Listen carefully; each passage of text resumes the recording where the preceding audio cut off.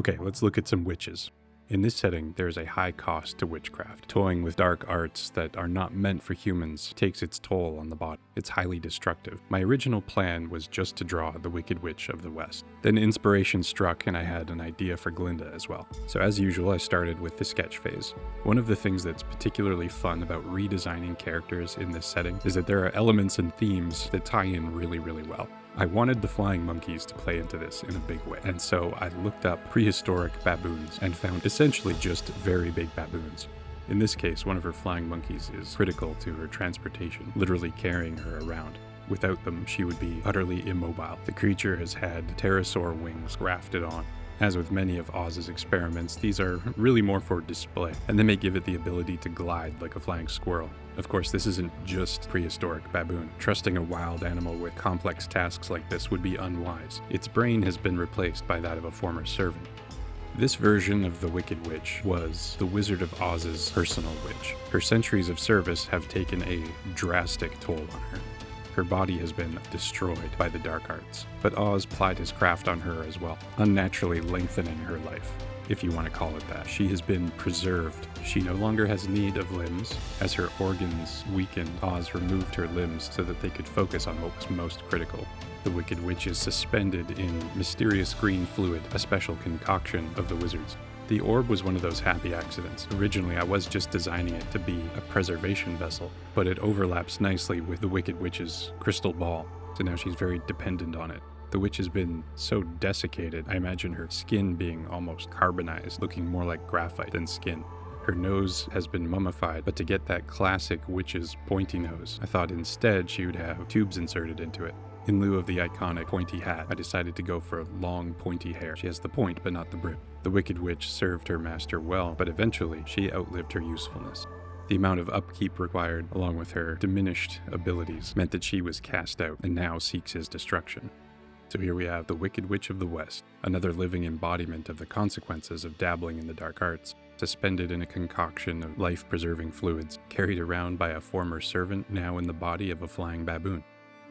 As I said, originally I wasn't going to redesign Glinda the Good Witch, but I had an idea. I thought of the Tin Man as being a rough prototype. He functioned, but he wasn't elegant. I thought it would be fun to draw a more refined version of the same technique. So I imagined that Glinda was the replacement for the Wicked Witch. She was the understudy that took over. She helped the wizard with his experiments and rituals. But over time, as happens with everyone inside Oz's circle, she fell prey to his craft as well.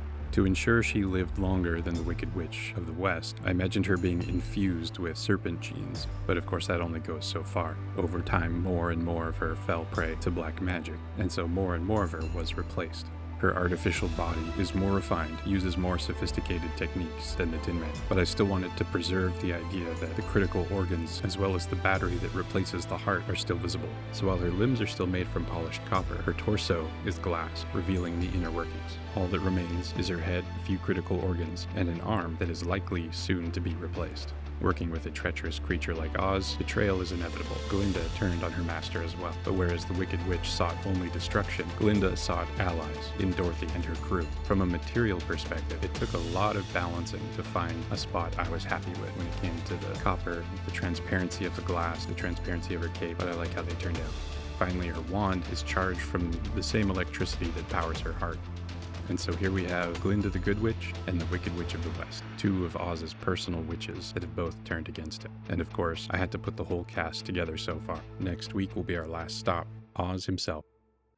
So episode 3 is done. It's time to move on to episode 4, but there's still some preparation that I want to do. In the meantime, there's something else that I wanted to touch on. Working on the story is really satisfying, it's fun, and it's necessary. It is also slow. I have to balance out telling the actual story while also hinting at the story to come. This is a big world. There's a lot of ground to cover, but it will take quite a while to do so. It's important to develop the rest of the world, but I think it's also encouraging for people to see. I want people to know that there is more, that there's a lot to look forward to. So I'm going to take some time to work on a montage trailer of possibilities, places and things that might happen, that we might go, just to be able to show some things to look forward to and some things to dread. It's also an opportunity to explore the tone. What kind of story will this be? What can we look forward to? How is this story going to feel? So I'm going to draw a series of illustrations. Might go on for a bit, but each one will be a chance to explore some other element of this world. Some I've touched on before, some I haven't yet. The first one is Atlanteans. I wanted to start off with having some Atlantean corsairs emerging from the water. I really like this dive suit that I designed a while back, but I wanted to draw some variations of it, inspired by different prehistoric sea life. So here we have some Atlantean corsairs emerging from the ocean.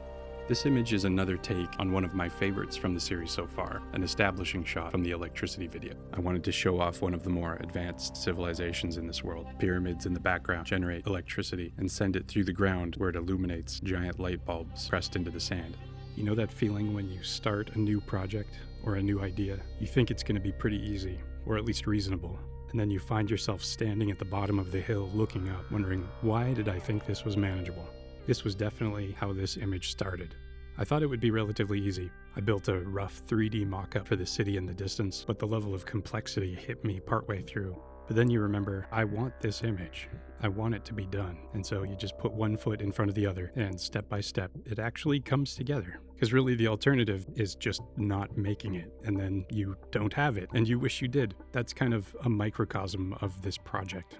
It's huge, it's become daunting, but I want it to exist. And there's only one way to make that happen, and that's just putting one foot in front of the other. There are some daunting obstacles ahead, but I know that there are a number of stories that have meant a lot to me when things have gotten difficult. So in this series, I'm not going to get into obstacles. This will just be a place you can come to hear more of the story, because I don't know how to stop. If I stop, there will just be a gap where I will always know this story could have been. So one foot in front of the other, one image after another, and we'll see how far it goes. This shot is a callback to the idea of the road. The shipwright and Bastion have secured a ride, keeping a sharp eye on the people on the road. Viewers who have been watching for a while might recognize some of the characters from an old video about the shepherds. I reused a lot of those assets, which was part of my intention while making them. I didn't know I was going to make this image in particular, but I wanted to make them in a way that they could be used for things down the road. I listened to a conversation about the end of monoculture recently, where the days of stories that every single person saw are disappearing. But I'm encouraged by that. There's an opportunity for us to seek out the stories that actually mean something to us, to build up our own library of stories that we can pass on. So if you like where this is going, press all the YouTube buttons, follow me on Patreon, pick up a copy of my previous book Tellurian. But actually, if you're aware of an independent project that you're really excited about, throw it in the comments. I know there's a lot out there. There are many that I'm following, but share your library with us. If there are independent projects out there that are meaningful to you, that are doing something that works well for you, chances are they'll work for someone else. And if you're looking for more independent projects to follow, take a look in the comments. Hopefully, people are posting ones that they're excited about. Thanks for watching, everyone.